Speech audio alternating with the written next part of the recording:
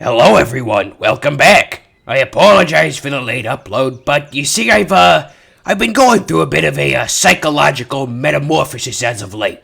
Once I got out of that freezer, I realized that it wasn't almost winter time. Just because it's cold doesn't mean it's winter, and I don't have to hibernate yet. So I decided to go out into the forest. I know, risky option. There's nothing to cover me from the police, but I found sort of a kinship with the animals and the nature. I've been keeping pretty busy. I've been feeding the birds my spare teeth. I've been, petting the squirrels with rabies. I don't think I have it yet, although I do hate water now. But, that's besides the point.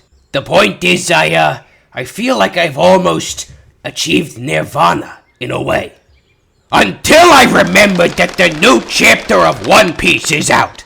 But by that point, it was already, Wednesday, and, no one wants to hear me ramble on and on about a chapter that's already irrelevant. I mean, even if it's true, some of the degenerates out there have already read chapter 1061. So I decided that I'm not gonna talk about this chapter this week. It's already a bit too late. A lot of stuff happened, though, so I will summarize it all briefly in about 2 seconds.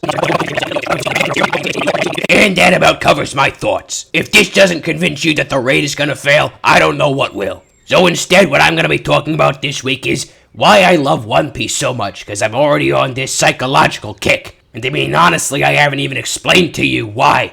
I don't explain a lot of things to you guys, because anybody could be listening. But, this is probably harmless. So reason number 1, I love piracy. Just love it. I am very pro-piracy. Online piracy, out at the seas piracy, on land piracy, movie piracy. I even pirated my best friend's liver at one point.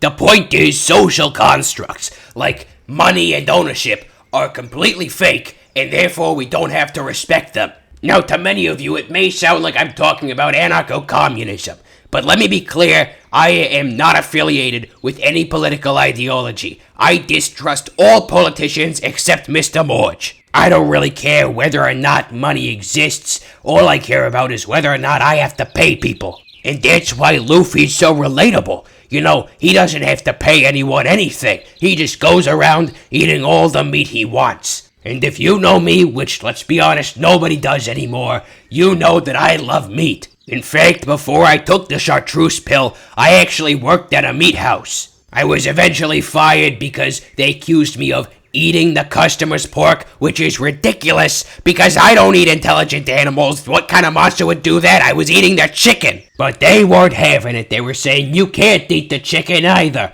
We're supposed to be giving it to the customers, and also, if you haven't been eating the pork, explain where it's been going. But of course, I decided to do some investigating, okay? I learned that it was Gary eating the pork, and I know why. See, Gary wore a fursuit to work every day, and everyone was like, oh, he's just a furry, very extravagant furry. But I know the truth. He wasn't a furry at all. He was an actual wolf. And this really bugged me for a while. I didn't see how the two fit together, but I knew they did. So I went to the public library, and I checked out a book that changed everything. Many of you may have read this book in school, but forgot it. It's a bit of an obscure one. It's called The Story of the Three Little Pigs. Now, in this story, 2 of the little pigs are stupid and decide to build their houses out of straw and sticks. That's never gonna work. Mud is the only option.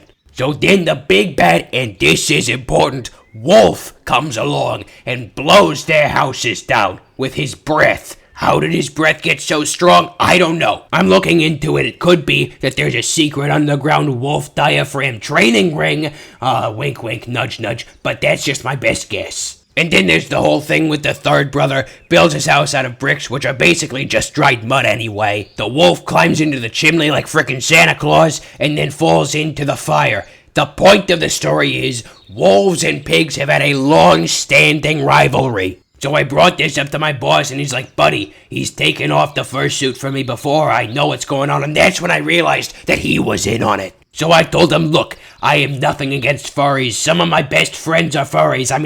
I'm living with them out in the wild now. The squirrels that I've been petting, probably furries in disguise. And so I told him to his face, I know that you're in on this. I know what's going on. You are accusing me of eating the pork to distract from the fact that I was eating the chicken so that I won't realize that chickens don't actually exist. Oh yeah, buddy, that's right, I figured it out.